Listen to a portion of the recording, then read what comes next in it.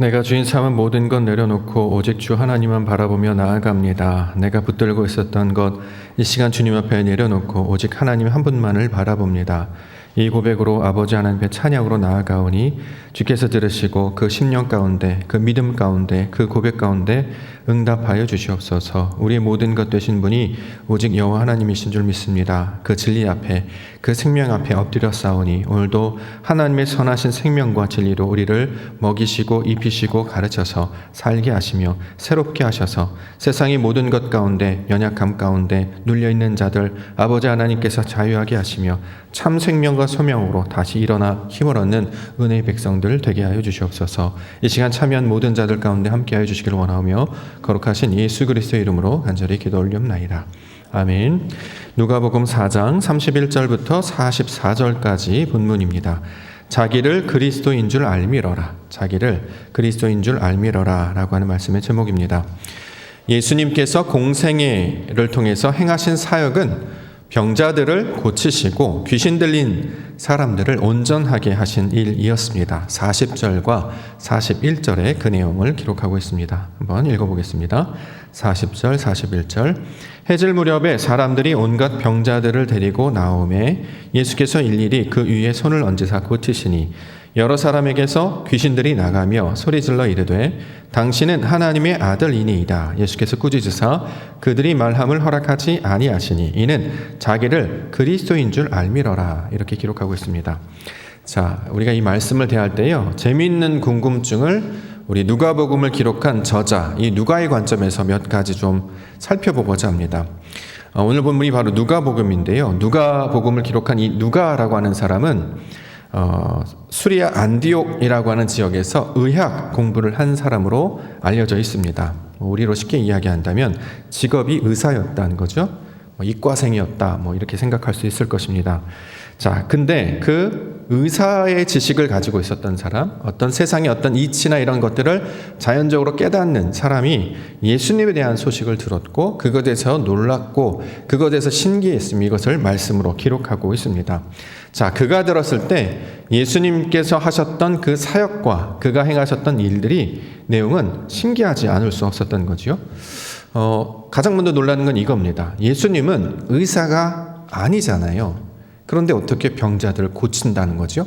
너무 신기한 일 아니겠습니까?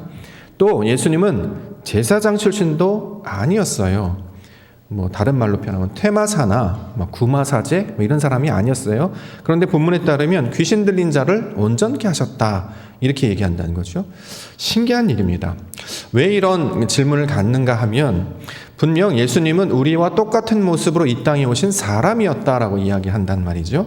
그래서 그는 사람의 모습으로 어떤 기적도 행하지 않으셨던 분이시다라고 이야기를 하고 있습니다. 우리가 지난번에 광야에서 마귀에게 시험 받으신 사건을 기억하실 것입니다. 예수님께서 광야에 나가서 마귀에게 시험 받으셨을 때 예수님은 기적을 행하지 않으셨습니다. 돌을 떡으로 바꾸시지도 않았고요. 성전 높은 곳에서 뛰어내리시지도 않았습니다.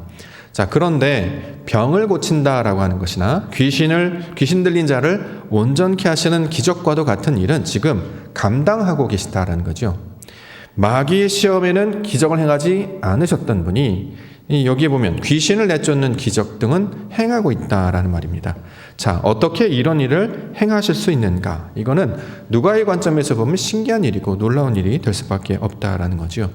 자, 이런 일을 어떻게 하시며 왜 이런 일들 가운데 나타내고 있는가? 이게 아마 누가의 관점에서 바라본 예수님의 사역이 될 것입니다. 자, 그러면 어떻게 이런 일을 행하실 수 있을까? 이것에 대한 해답을 어떻게 우리가 찾을 수 있을까요? 여기에 대한 해답을 누가는 뭐라고 이야기하냐면 예수님은 그리스도이시기 때문에 이런 일을 행하신다라고 이야기하는 거예요.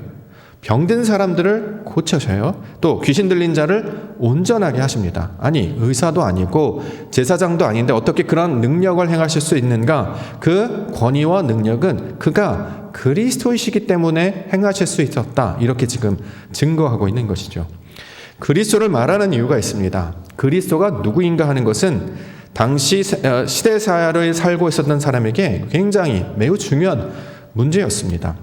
우리가 이제 그리스도가 누구신가라는 표현을 하는데, 이 그리스도가 누구신가라고 하는 뜻은 무슨 뜻이냐면 하나님께 선택받은 자라는 거잖아요. 기름 부음 받은 자라는 뜻을 가지고 있기 때문에 누가 하나님의 사람인가 이 뜻이에요. 누가 신의 아들인가, 누가 존엄한 자인가, 이게 당시에 사람들이 가지고 있었던 가장 중요한 문제였습니다. 왜 그러냐면 삶이 힘들었거든요. 그리스 로마 시대를 살고 있는 거 아닙니까? 이게 날마다 어떤 일이 벌어질지 모릅니다. 가난과 전쟁과 여러 가지 재해들이 늘상 있었던 일이에요.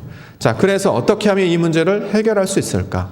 우리 삶에 나타나는 모든 문제를 해결할 수 있는 것은 그 하나님의 아들, 신의 아들이, 그 하나님께 선택받은 자가 이 땅에 와서 우리를 구원해 줄 것을 사람들은 기대하고 있기 때문입니다. 그래서 로마의 황제들은 자신들을 가리켜 내가 바로 신의 아들이다 이렇게 얘기했죠. 그래서 자기 스스로 이름을 하나 줬지 않습니까? 아우구스투스, 존엄한 자, 하나님의 아들, 신의 아들이란 뜻이죠. 원래는 자기 이름은 다른 이름이었는데 모든 로마의 황제들마다 자기 이름의 중간에 아우구스투스 이렇게 이름을 줘서 존엄한 자요 신의 아들이다 이렇게 이름을 넣어서 사용하고 있습니다. 자, 그런데 누가는 뭐라고 얘기하느냐?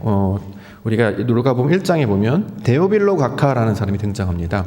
자, 그 가카에게 뭐라고 하냐면 누가 하나님의 사람이고 누가 그 선택받은 자이냐면 예수라고 하는 사람이 바로 구주이시고 그가 바로 진짜 하나님이 선택한 기름 부음 받은 자입니다 라고 지금 증거하고 있는 것입니다. 사도행전 2장 36절 말씀에 보면 그런즉 이스라엘 온 집은 확실히 알지니 너희가 십자가에 못 박은 이 예수를 하나님이 주와 그리스도가 되게 하셨느니라. 주와 그리스도가 되게 하셨다. 구주라는 거예요. 구원해 주실 주님. 세상에 있는 로마의 황제나 어떤 권력자가 아니고 바로 예수라는 사람이, 당신들이 죽였던 그 예수라는 사람이 진짜 구원자가 되시는 것이고 그가 하나님이 선택하신 분이다 이렇게 얘기하는 거예요. 그래서 그리스도 이렇게 얘기하는 거죠. 이것을 누가는 복음서를 통해서 지금 증거하고 있습니다. 그리스도가 누구신가라는 것을 아는 것이 신앙에 있어서도 매우 중요한 문제입니다. 왜냐하면 그리스도를 아는 것이 하나님의 뜻을 아는 것으로 성경은 설명하고 있기 때문입니다. 하나님을 알고자 하잖아요. 우리가 하나님을 만나고자 합니다. 어떻게 하나님을 알고 만날 수 있을까? 성경에서는 예수 그리스도만이 하나님을 알 수 있는 유일한 길이요 진리요 생명이다라고 증거하고 있는 것이죠. 또한 이 그리스도를 아는 것이 당시의 사람들이 추구하고 있었던 영생, 영원의 생명, 구원의 내용으로 설명하고 있습니다. 요한복음 17장 3절에 영생은 곧 유일하신 참 하나님과 그가 보내신 자 예수 그리스도를 아는 것이다. 예수라고 하는 그리스도를 아는 것이 영원한 생명을 갖는 것이고 예수라는 그리스도를 아는 것이 하나님을 아는 것이다. 그러므로 이것이 그 그리스도를 아는 것이 이 기독교의 신앙에 있어서 매우 중요한 핵심이요 중심의 내용이 되고 있는 것입니다. 예수를 그리스도로 알아야 하나님을 알게 된다는 거예요. 예수가 그리스도심을 알아야 이것이 생명을 얻고 해답을 얻고 우리의 모든 문제를 풀게 되는 열쇠가 된다라는 것입니다. 당시에 그리스 로마 시대, 철학이 발달되어 있던 시대 아닙니까? 철학자들이 과연 그 원인자가 뭐야? 그 핵심이 뭐야? 그 아르케가 뭐야? 그렇죠? 그 탁월한 그 중심이 뭐야? 이거를 늘 찾았잖아요. 그 원인되는, 그 중심되는 그 힘, 그걸 찾으려고 했습니다. 사람들의 이성으로 열심히 찾으려고 했어요. 물이야? 바람이야? 공기야? 수야? 숫자야? 뭐 이런 다양한 것들을 찾았는데 그들은 찾지 못했죠. 자, 로마에서 종교에서 파생되어서 나타난 많은 종교들이 계속 이방인의 영향을 미쳐서 수많은 종교들이 발생하기 시작합니다. 종교들도 해답을 찾는 거 아니겠습니까? 불교든 뭐 다른 종교들은 그 답을 찾는 거예요. 도대체 하나님의 뜻이 어디에 있고 하나님의 방법은 무엇이며 우리에게 주신 그 유일한 생명의 길은 과연 어떤 것인가를 종교인들도 열심히 찾았다는 거죠. 근데 그들은 결코 발견할 수 없었습니다. 자, 그것을 지금 누가라고 하는 사람은 복음서를 통해서 증거하고 있는데 그가 무엇인가? 하나님의 말씀하신 그 해답, 하나님께서 우리에게 당신을 알게 하시는 그 정답, 그 방법을 무엇으로 얘기하냐면 예수께서 그리스도신 것을 아는 것을 해답과 진리의 방편으로 우리 가운데 가르쳐주고 있는 것입니다. 그러므로 그리스도를 알아야 생명을 얻게 됩니다. 그리스도를 알아야 답을 얻게 되는 거예요. 그래서 기독교를 진리라고 부르는 게 바로 거기에 있습니다. 기독교는 종교가 아닙니다. 제가 늘 반복해서 말하는데 종교는 답을 찾으나 답을 찾지 못했습니다. 그걸 종교라고 부르죠. 그런데 기독교는 종교라고 부르지 않는다고요. 왜요? 진리를 알기 때문에, 답이 있기 때문에 그렇습니다. 그 답이 뭐예요? 예수가 그리스도이신 것. 그리스도가 바로 그 하나님의 방법과 뜻이 된다는 것을 우리 가운데 분명히 가르쳐주고 있다는 거죠.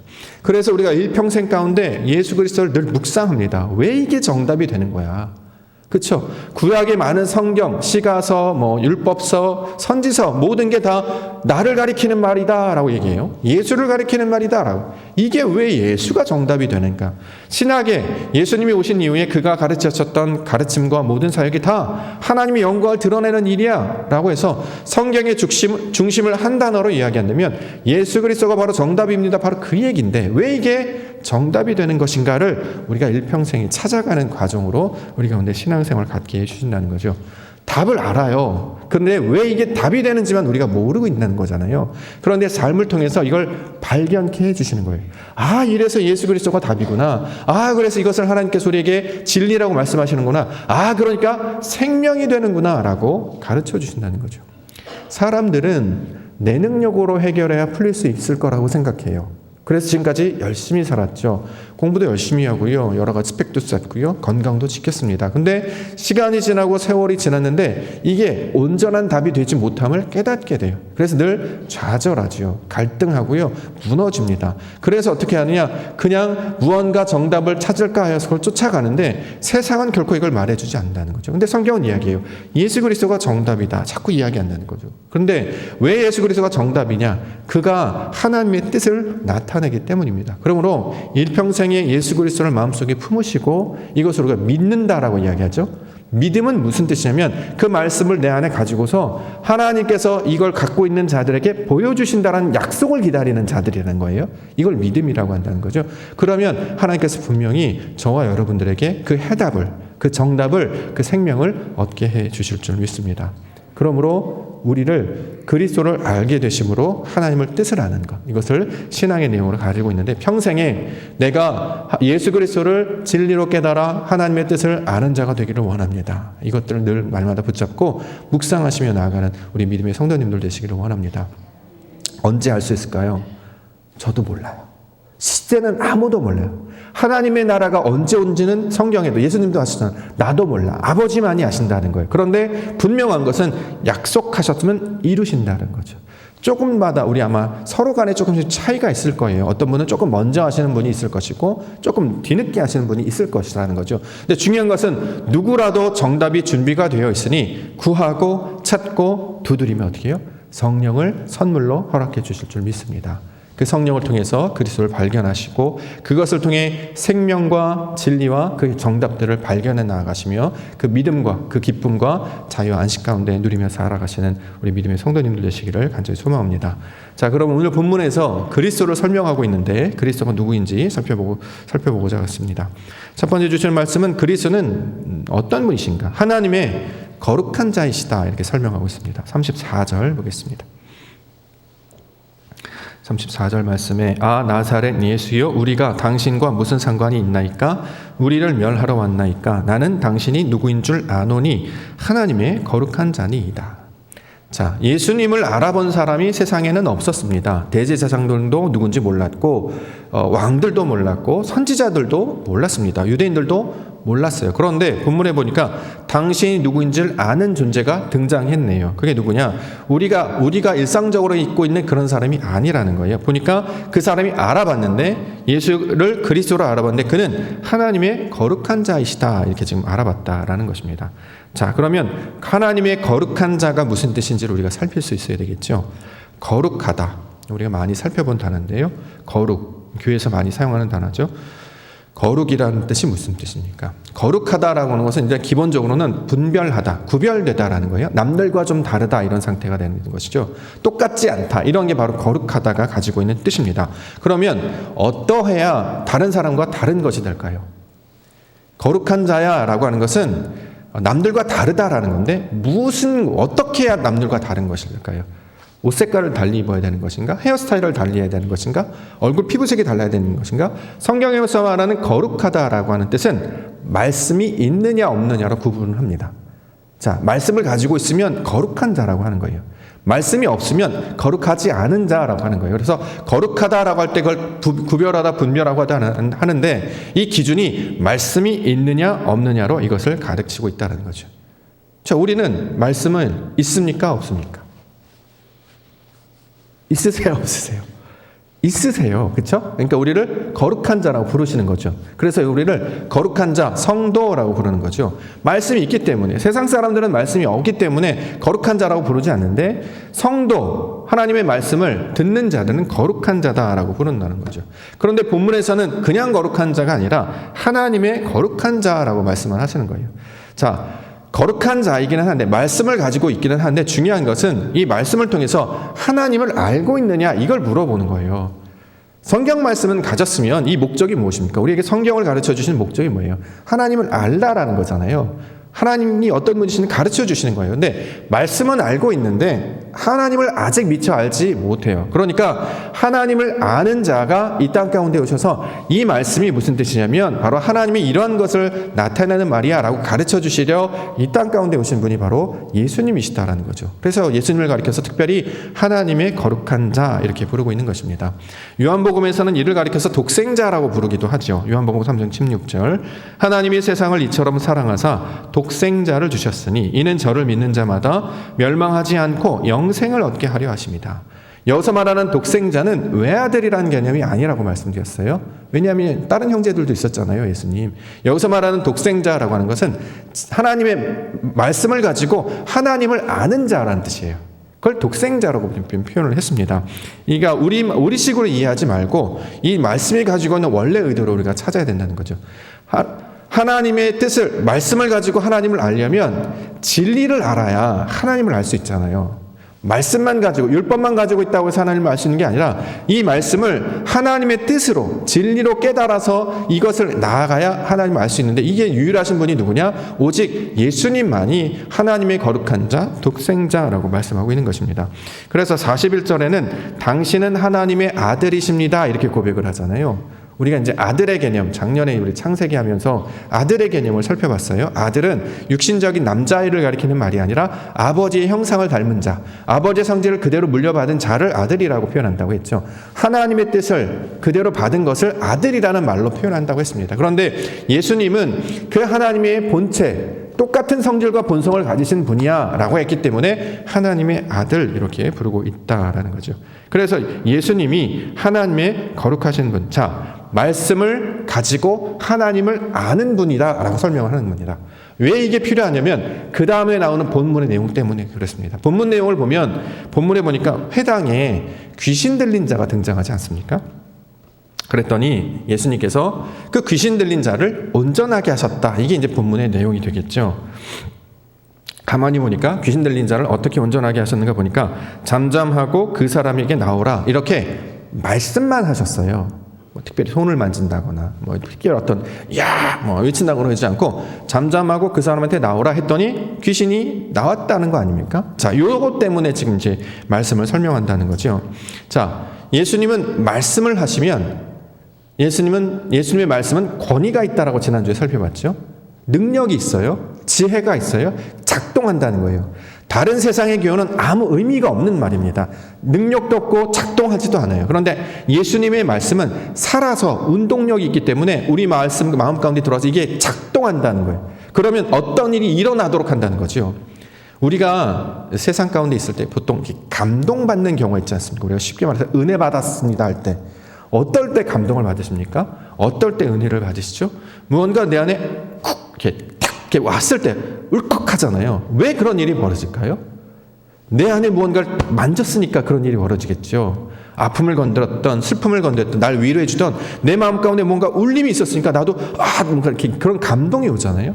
왜 감동이 왔는가? 내 안에 본성과 무엇이 맞닿기 때문에 바로 그것이 움직이는 것인데, 이 움직이게 하는 능력은 성경에서는 예수 그리스도의 말씀밖에는 없다라고 설명을 해요. 그래서 기독교가 말씀을 그렇게 중요하게 여기는 이유는 말씀이 들어와야 내 안에 그것을 만지시기 때문입니다. 그래서 우리가 늘 그것을 묵상하게 되는 거죠. 그래서 마침내 성령의 그 속 저 내면 기쁨 가운데 성령께서 우리에게 요청하시는 그 말씀을 듣게 되어서 이것이 드러나게 되면 탁 반응하게 돼서 우리 마음을 감동시키는 유일한 힘이 예수 그리스도의 말씀이다라고 설명을 하고 있습니다. 그래서 예수 그리스도의 말씀이 생명이 되는 것입니다. 마치 메마른 땅에 물을 붓는 것과 똑같이 이렇게 뭔가 막 살아나는 것.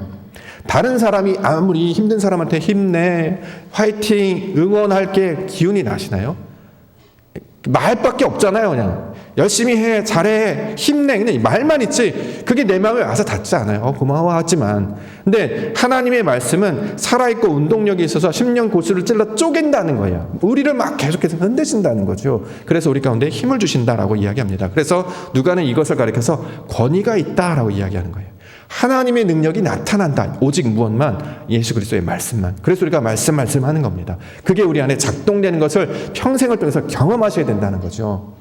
무엇으로도 경험받은 자는 없어. 이전에는 사람들의 목소리에 그런 걸 많이 얻었어요. 사람들이 잘해주거나 칭찬하거나 그러면 좋죠. 기분이 좋습니다. 근데 기분은 좋은데 오래 가지 않고요. 저 심령이 깊은 것에 만족이 오지 않았어요. 그런데 하나님을 만나게 되고 말씀을 만나게 되면 저도 모르게 우리가 알 수 없는 그 심연 내면 깊은 가운데 무언가 만지시는 것 같은 느낌이 들 때가 있다는 거죠. 무엇으로? 말씀으로. 그렇기 때문에 오직 예수 그리스도의 말씀이 권위가 있고 능력이 있다라고, 이것이 바로 하나님의 능력이다라고 지금 누가는 증거하고 있는 것입니다. 자, 그래서 예수님께서 말씀으로 귀신을 이렇게 나아가게 하신다라는 거죠. 오늘 이제 살펴볼 내용의 중심이 뭐냐면 귀신이 무엇인가라는 것. 이거 우리가 좀 살펴봐야 됩니다. 본문에 따르면 더러운 귀신 들린 사람이 있다 이렇게 설명하고 있는데요. 33절. 회당에 더러운 귀신 들린 사람이 있어 크게 소리질러 이르되. 자, 더러운 귀신 들린 사람이 있대요. 더러운 귀신, 무엇을 가리키는 말일까요? 우리가 어렸을 때 전설의 고향 보셨죠? 네, 그런 존재인가요? 더러운 귀신? 좀 딱지, 맨날 이렇게 피를 흘릴까요? 네, 맨날 흘겨봐. 대저를 이렇게 쳐다도 봤는데 이렇게 맨날 째려보고 그 귀신을 말하는 것일까요? 어르신들은 알죠. 근데 요즘 아이들은 모를 수도 있겠다. 요즘 아이들을 표현하면 좀비 같은 존재인가요? 괴물 같은 존재인가요? 아니면 정신병 걸려서 이렇게 미친 사람을 가리키는 말일까요? 성경에서 말하는 더러운 귀신은 그런 의미로 주신 것이 아닙니다. 여기서 더러운 귀신이라고 번역을 그렇게 했을 뿐이에요. 이걸 의도를 잘 아셔야 됩니다. 원문으로 보게 되면 이 더러운 귀신은 헬라어로는 다이모니안이라고 되어 있는데 이 내용이 무슨 뜻이냐면 하나님의 말씀의 뜻을 대적할 때, 대적하다의 의미를 가지고 있어요. 원래 하나님이 주신 의도가 있잖아요. 그럼 그 의도를 받아야 되는데 의도대로 받지 않으면 잘못 받은 거잖아요. 반대로 받은 거잖아요. 그래서 이걸 잘못 받은 상태, 그래서 이걸 다이모니안이라고 헬라어로 부른다라는 거죠. 자, 다시 말해 하나님의 의도와 뜻을 아버지의 뜻으로 줬는데 아버지의 뜻으로 받지 않고 자기 걸로 받았어요. 예, 이렇게 되면 이걸 잘못된 상태다 이렇게 지금 이야기하는 거죠. 이걸 귀신으로 번역을 했습니다. 원문으로 이걸 히브리어로 보게 되면 원문에는 이 더러운 귀신을 뭐라고 번역을 해놨냐면 더러운 영이라고 기록이 돼 있어요. 실제로 히브리어로 이렇게 돼 있어요. 더러운 영. 자, 더러운 영이 무엇인지를 알려면 반대 개념을 이해하면 됩니다. 더러운 영의 반대말이 뭘까요? 깨끗한 영이 되겠죠.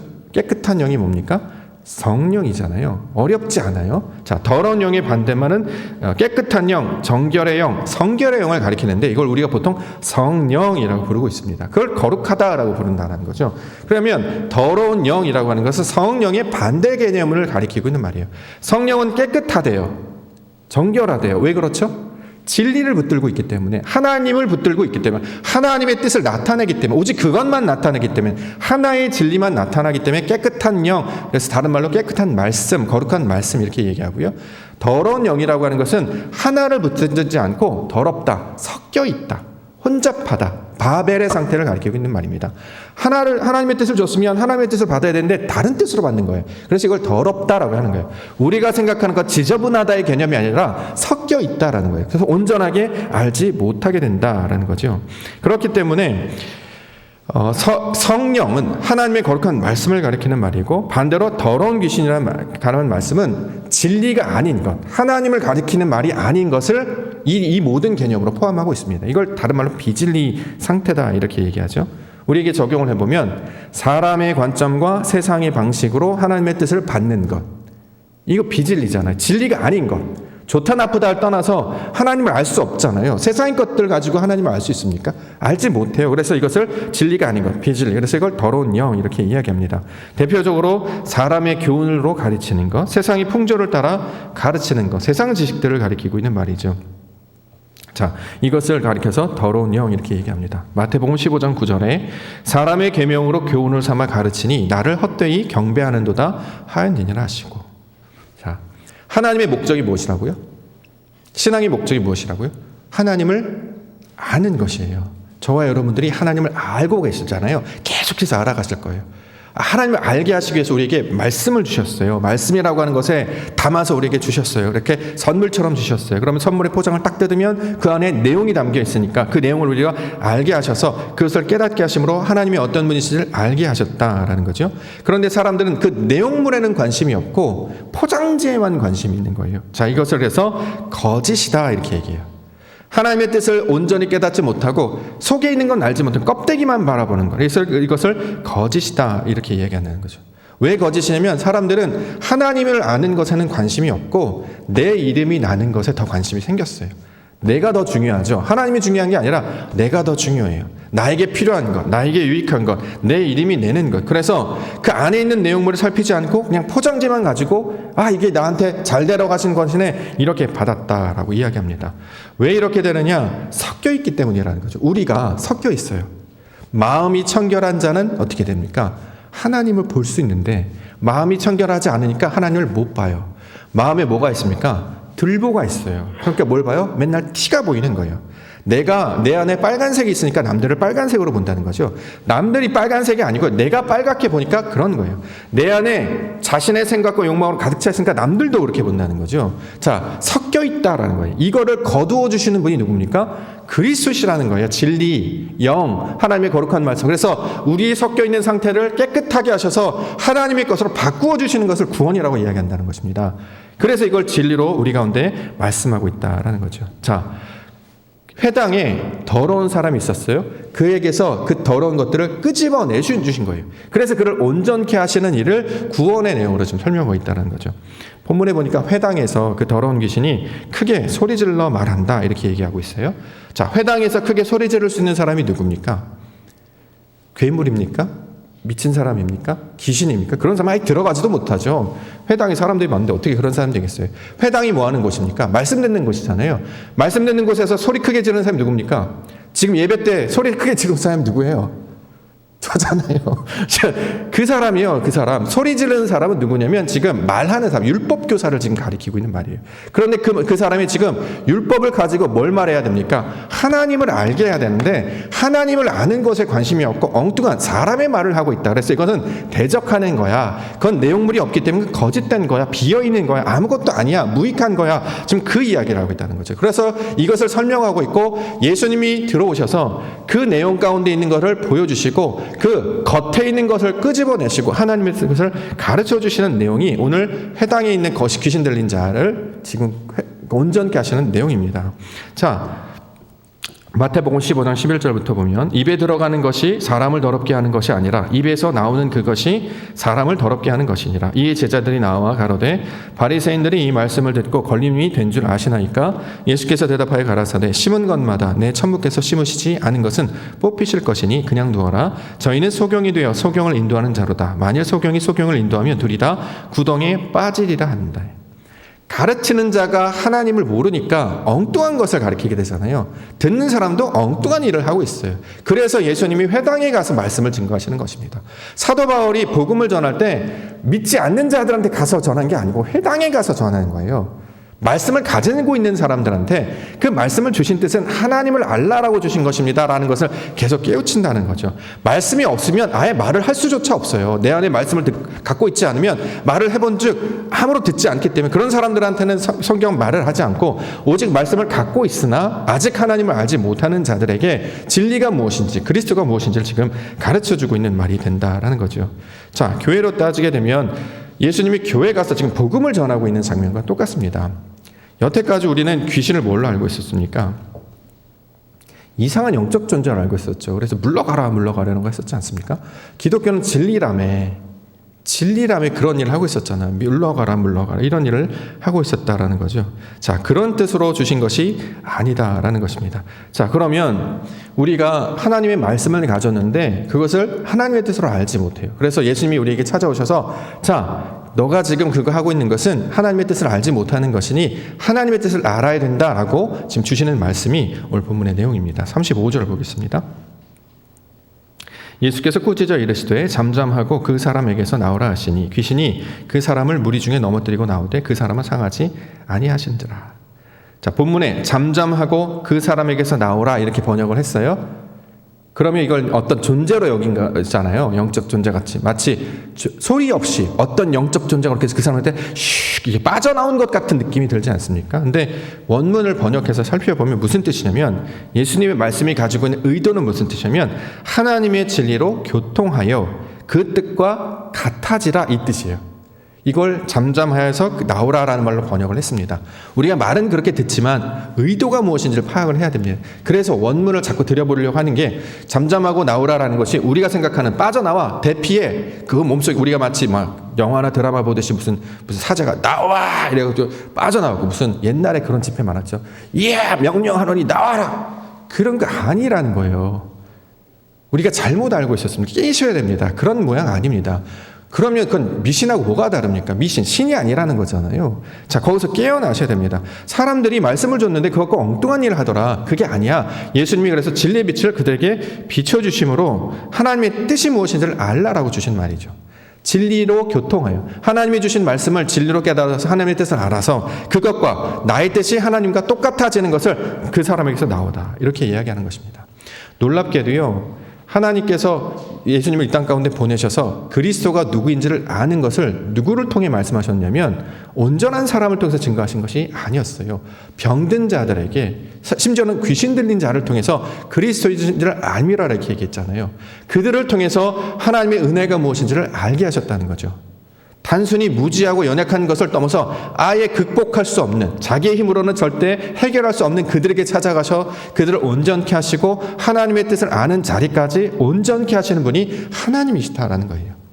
의인이 자신의 목숨을 바치는 수는 있다고 하잖아요. 그런데 죄인을 위해서 죽는 경우는 없다라고 로마서에 증거하고 있죠. 지금 하나님의 아들이 누구를 지금 구원하고 계시냐면 귀신 들린 자를 구원하고 계시는 거예요. 여기서 말하는 귀신 들린 자는 뭐예요? 하나님의 뜻을 알지 못하는 상태예요. 이상한 사람이 아니라는 거예요. 우리는 그동안 그걸 잘못 알고 있었기 때문에 자꾸 엉뚱하게 다른 걸로 이것들을 감당하고 있었다는 거죠. 에베소서 4장 13절 말씀에 우리가 다 하나님의 아들을 믿는 것과 아는 일에 하나가 되어 온전한 사람을 이루어 그리스도의 장성한 분량이 충만한 데까지 이르르니 이는 우리가 이제부터 어린아이가 되지 아니하여 사람의 속임수와 간사한 유혹에 빠져 온갖 교훈의 풍조에 밀려 요동하지 않게 하려 함이라. 오직 사랑 안에서 참된 것을 하여 범사에 그에게까지 자랄지라. 그는 머리니 곧 그리스도라. 어린아이와 같은 신앙에서 벗어나 장성한 분량에 다다르도록 하시는 분이 누굽니까? 그리스도시라는 거예요. 진리, 생명, 하나님이 우리를 그렇게 만나주시고 이끌어주신다라는 거죠. 무지의 상태, 잘못 알고 있었던 그런 상태에서 벗어나서 하나님의 뜻을 온전히 알라라는 거예요. 예를 들어서 제가 만약에 머리가 아파요. 머리가 자꾸 두통기가 와요. 그럼 옛날은 죄를 져서 그래. 머리가 아픈데 죄를 져서 그래. 어떻게 해결하죠? 무당을 불러와. 굿을 해야 돼. 헌신을 해야 돼. 이렇게 얘기하나요? 요즘은 그렇게 하는 건 없어요. 그냥 약 먹으면 낫잖아요. 우리가 실체를 알면 아무것도 아닌 걸 알았는데 그동안 모르니까 이렇게 해야 되는 거 저렇게 해야 되니까 세상 방식들을 따르면서 살아알고 있었다는 거. 그것을 통해서는 하나님을 알 수 없으니 그리스도가 너희의 해답이고 정답이고 하나님의 뜻을 아는 온전한 방법인 것을 우리 가운데 가르쳐주고 있는 것입니다. 고린도전서 13장 9절과 10절 우리는 부분적으로 알고 부분적으로 예언하니 온전한 것이 올 때에는 부분적으로 하던 것이 패하리라. 율법을 주었는데 부분적으로 알고 있었어요. 그런데 우리 주님은 진리시잖아요. 그래서 율법을 주신 목적이 바로 이것이었구나라고 완전하게 깨달아 알게 된다는 거죠. 그것을 하나님의 뜻을 아는 것으로 우리 가운데 설명을 하고 있습니다. 우리를 진리를 따르는 자, 그리스도를 따르는 자로 우리 가운데 가르쳐주고 있다는 거죠. 그러면 우리가 그리스도를 만나야 된다고 얘기할 때 왜 그리스도가 필요하느냐? 우리가 가지고 있는 생각에서 벗어날 수 있는 유일한 능력과 힘은 그리스도밖에 없습니다. 그렇죠. 우리 안에 이제 문제가 생기잖아요. 우리가 문제가 생기면 이게 왜 이런 일이 벌어지지? 예를 들어서 오늘 아침 뉴스 보니까 tonga라는 나라가 화산이 터져가지고 절반이 없어졌다. 뭐 쓰나미가 몰려올 것이다. 뭐 이런 얘기를 해요. 왜 이런 일이 벌어지느냐? 뭐 그들이 뭐 잘못해서 그래, 죄를 지어서 그래, 하나님을 믿지 않아서 그래, 지구가 지금 종말이 오려나? 이런 생각들 하면서 사람들 막 이렇게 답을 찾잖아요. 사람이 본성이 답을 찾게 됐어요. 영혼을 사모하는 마음을 가지고 있기 때문에 답을 찾으려고 한다는 거죠. 우리 가운데 나타나는 어떤 상황들을 어떻게 이걸 바르게 깨달을 수 있느냐. 이전에는 사람 때문이야, 죄 때문이야, 뭐 과거에 흐르는 무슨 저주 때문이야, 귀신 때문이야, 엉뚱한 것에 사로잡혀 있었는데 진리, 하나님을 만나게 되면 그것은 그런 의도로 주신 것이 아닌 것임을 깨닫게 하십니다. 그래서 내가 원래 가지고 있던 그런 상태에서 벗어나게 하셔서 하나님의 뜻을 쫓아 나아가도록 우리를 인도해 주시는 거예요. 그러면 내가 가지고 있는 뜻에서 벗어나면 어떻게 되냐? 성장합니다. 친척 아비집을 떠나는 상태와 똑같아요. 땅에 있는 곳에서 벗어나 하늘에 있는 곳으로 올라가는 것과 똑같아요. 우리를 그런 수준으로 불러주셨다는 거죠. 그래서 날마다 어떤 상황과 환경 가운데 있을 때 그리스도를 구하고 찾고 그를 바라보아야 그 문제에서 해결이 됩니다.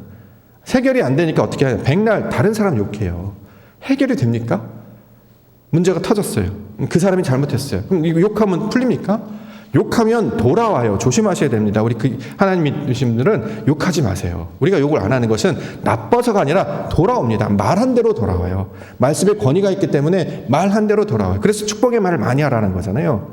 그렇죠? 말을 하면 기분은 좀 시원해질 수 있죠. 말을 하면 내가 그만큼 독을 쏟아내는 것이기 때문에 내 안에 독이 그만큼 차 있다라는 것이에요. 원망하잖아요. 여전히 섞여 있다는 거예요. 얼마나 많이 섞여 있는지 찌꺼기가 아직도 내 안에 가득하다는 걸 보여주고 있는 거예요. 내가 깨끗해지면 다른 사람이 더러운 거를 보여줘 더럽게 느껴지지 않습니다. 왜요? 기도와 말씀으로 거룩하여졌기 때문에 그걸 그렇게 보지 않는다는 거죠. 신기하게 인생을 살아나가면서 우리 어르신들 보면 지나가시잖아요. 인생을 지나가면 그때는 꼭 그게 큰일 날 것처럼 그랬어요. 근데 지나 보니까 아무 일도 아니었죠. 없어도 살았어요. 죽을 것 같은데 견딜만 했어요. 넘어오게 되더란 말입니다. 큰 시각으로 보니까, 높은 시각으로 보니까 그때는 막 꼭 20대 때는 뭐 반드시 꼭 일해야 돼. 30대는 꼭 막 일해야 돼. 뭐 어렸을 때만 학교를 안 가면 큰일 나는 줄 알았어요. 요즘 애들은 학교를 안 가는 애들도 있잖아요. 그러면 큰일 나는 줄 알았는데 잘 살아요. 왜 잘 살지? 저한테 막 이렇게 잘못 해코지한 사람도 있잖아요. 벌 받았으면 좋겠는데 잘 살아요. 아무런 상관이 없어요. 그때는 막 정말 뭐 그 사람과 헤어지면 이 문제가 안 풀리면 뭐가 뭐 잘못되면 큰일 나는 줄 알았거든요. 살아보니까 크게 큰 문제가 아니더라. 인생을 통해서 하나님께서는 계속 그 문제에 매이지 말고 이 상황 가운데 매이지 말고 그 안은 역사하신 뭘 바라보라? 하나님을 바라보라. 그래서 그것을 깨닫게 하시는 것이 유일한 인생 가운데 목적이었음을 계속해서 가르쳐주고 있는 것입니다. 그러니까 요셉이 보디발에 팔려가기도 하고 감옥에 갇히기도 하고 총리가 되기도 하고 가족 간의 화해가 있기도 하고 근데 인생의 모든 경험을 통해서 결국 말씀하시는 것은 뭐냐? 이게 바로 하나님이셨구나. 이걸 알게 하신다는 거죠. 이게 그리스도인들에게 주신 목적입니다. 그래서 문제가 터지면, 문제가 생기면 왜 사람들이 기도의 자리로 나오냐면 내 생각대로 하지 않으려고 하는 거죠. 또 하나는 내 생각대로 하지 않고 또 버티셔야 되지 아닙니까? 오래 참고 기다리셔야 되죠. 이 방법이 없잖아요. 사람이 뭐 산책하는 것도 한두 번이고 여행 가는 것도 한두 번이고 뭘 먹고 마시고 하는 것도 한두 번이지 돈도 들고 에너지 들고 힘들어요. 그러니까 하나님께서 교회를 주셔서 매일 기도의 자리, 예배의 자리에 나와서 내 것들 다 맡깁니다. 하나님 왜 이런 일이 벌어집니까? 중요한 것은 내 뜻대로 하지 않고 아버지 뜻을 찾기를 원합니다. 날마다 그걸 추구하며 나아가지 않습니까? 그러면 어떻게 해요? 이것들이 해결되는 것들 나중에 당장은 아닐지라도 나중에 이것들이 지나가는 것임을 알게 되는 것입니다. 이게 인생을 살고는 하나님의 백성들 가운데 주시는 하나님 나라의 모양이 된다는 거죠. 이것으로 살라는 거예요. 자, 오늘 본문에 보니까 하나님 나라의 복음을 전하러 왔다 이렇게 얘기하잖아요. 당시에는 그리스 시대, 로마 시대 아닙니까? 노예 식민지였어요. 그런데 식민지, 노예로 살지 말고 하나님의 백성으로 살라라는 거죠. 우리가 인생 가운데 이 나라, 이 백성, 이 모양으로 살아갑니다. 여기 성실하게 따라가요. 왜 우리는 이런 일이 벌어지는 거야? 저 사람이 잘못했어. 사회가 잘못했어. 이게 틀렸어. 저 사람이 틀렸어. 이런 걸로 살지 말고 하나님이 주신 그 뜻, 그 은혜를 찾아가게 되면 이런 상황에도 아버지 뜻을 발견하고 저런 상황에서도 아버지 뜻을 발견하고 이것을 통해서 그 은혜를 아는 자로 살게 하시는 것이 하나님의 목적이 된다라는 것입니다. 본문에 보면 로마서 12장 2절에 너희는 이 세대로 본받지 말고 오직 마음을 새롭게 함으로 변화를 받아 하나님의 선하시고 기뻐하시고 온전한 뜻이 무엇인지 분별하는 것. 내 생각과 경험에 매이지 않고 아버지 뜻을 찾자 분별해 나아가는 거. 이걸 깨어있다라고 표현하죠. 사람이 어떤 일이 닥쳤을 때 두려워하거나 힘들어하면 뭐가 뭔지 모르지만 이걸 해결할 수 있는, 사람 깨었네. 잘 해결하네. 이게 하나님의 진리의 말씀으로 깨어있으면 세상의 문제는 아무것도 아님을 알게 됩니다. 본문에 따르면 이제 시몬의 장모가 열병을 아는 장면이 나오는데요. 여기 이제 열병은 사람들이 하나님께 주신 심판으로 이제 여겼습니다. 그래서 열병 같은 거나 학질, 재앙 같은 거를 겪게 되면 이제 죽는구나. 내가 죄를 졌기 때문에 하나님이 심판하시는구나. 이렇게 좀 운명적인 생각들로 사로잡혀 있었습니다. 그런데 예수님이 그를 만나 주신 건 어떻게 됩니까? 낫게 되더라. 진리로 인해서 사람이 새롭게 되는 과정을 한 예를 잠깐 보여주신 거예요. 자, 이것을 통해서 우리에게 나타나는 모든 것들은 답이 없는 게 아니고 답이 있다라고 성경은 이야기합니다. 그분이 누구십니까? 예수 그리스도시다라는 거죠. 그래서 이 그리스도라는 말씀을 가지고 평생에 묵상하고 나아가면 이게 왜 정답이 되는지, 이게 왜 해결이 되는지, 왜 생명과 우리 소망이 되는지를 깨달아 아는 날을 분명히 우리 가운데 보여주실 것입니다. 그러므로 답을 가진 자들로 살아야 되겠죠. 내가 옳은 것도 아니고요. 저 사람이 옳은 것도 아니에요. 우린 다 틀렸잖아요. 왜 누가 누구 보러 더 낫다고 얘기하는 거죠? 분명히 성경은 의인은 없나니 하나도 없다라고, 모두가 다 죄인이라고 얘기해요. 나도 틀렸고 저 사람도 틀렸어요. 내가 조금 더 많은 지식을 가졌다고 해서 내가 옳은 게 아니고요. 내가 먼저 어떤 경험이 많다고 해서 내가 옳은 게 아니에요. 사람 다 그렇다는 건 오직 정답은 하나님밖에 없습니다. 그러니까 다 그분 앞에 머리를 숙이는, 꼭 무릎을 꿇는 거 아닙니까? 그래서 그를 찾고 바라는 자들에게 주시는 하나님의 선물이 뭡니까? 오순절날 역사하시는 성령의 역사가 나타났다. 나중에 누가가 이제 나중에 사도행전을 기록하면서 그 얘기를 하는 것이잖아요. 성령이 임하게 될 때 그들이 뭘 말해요? 하나님 나라의 큰 일을 말하게 되더라. 아버지를 말하게 되더라. 그러니까 삶의 문제에서 벗어나서 놀랍게도 사람이 자신의 육신의 것밖에는 얘기를 못하죠. 자신이 생각한 것, 자신이 경험한 것, 자신이 본 것만 이야기하는데, 하나님을 경험한 자들은 육신의 것을 말하는 게 아니라 하나님의 것을 말하기 때문에 세상 사람들과 구별하여서 살아가게 된다. 이 이야기를 하고 있는 것입니다. 이 그리스도로 부르신 분이 저와 여러분들 믿습니다. 한 주간을 살아가실 때에 진리를 추구하시고 생명을 추구하셔서 그분을 만나시기를 간절히 소망합니다. 그래서 그분을 찾으실 때 놀랍게도 그분은 멀리 계시지 않고 문만 열기만 하면, 부르짖기만 하면 얼마든지 찾아 만나주시겠다 약속해 주셨으니까 그것을 경험하며 살아갈 때 바로 나중에 죽어서 가는 천국이 아니라 그분을 만나 깨달음을 통해서, 이거 그런 것이었어? 이거 아무것도 아니네. 하나님께 계시네. 우리 하나님 우리를 지켜주실 거네. 그 중에 작은 문제일 뿐이네. 그것조차도 하나님이 해결해 나아가시겠네. 이것들을 바라보고 살아갈 때에 진정한 기쁨과 평강과 안식으로 살게 해주실 줄 믿습니다. 그 말씀과 진리로 동행하면서 살아가시는 우리 믿음의 성도님들과 교회가 되기를 주님의 이름으로 간절히 축원합니다. 기도하겠습니다. 거룩하신 하나님, 그리스도를 이 땅 가운데 보내주셔서 하나님의 뜻을 알게 해주셨습니다. 나의 생각 가운데 머물러 있지 아니하고 주님의 뜻 가운데 나아가게 하여 주시옵소서. 말씀의 뜻을 쫓아 살게 하시고 그 은혜를 따라 살게 하셔서 마침내 이 세상 가운데 역사하시는 참 주인 그 하나님을 아는 걸로 채워지게 하여 주시옵소서. 생명이요 길이요 진리이신 예수 그리스도를 바라보니 우리에게 믿음의 믿음을 더하시고 오직 그 말씀을 묵상하며 주와 동행하며 살아가는 거룩한 주의 백성들 되게 하여 주시옵소서. 거룩하신 예수 그리스도의 이름으로 간절히 기도 올려옵나이다. 아멘.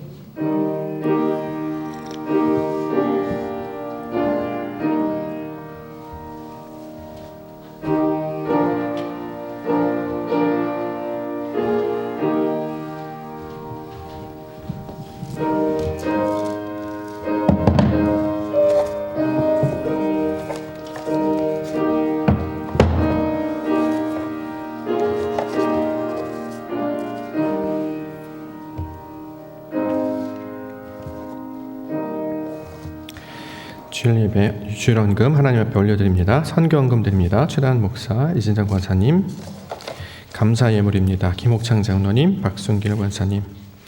22년 온 가족 건강과 화목과 축복을 주시옵소서. 우리 신유정 공무원 합격, 감사합니다. 합격하신 건가요? 네, 감사 제목으로 기쁜 소식 전해주셨습니다.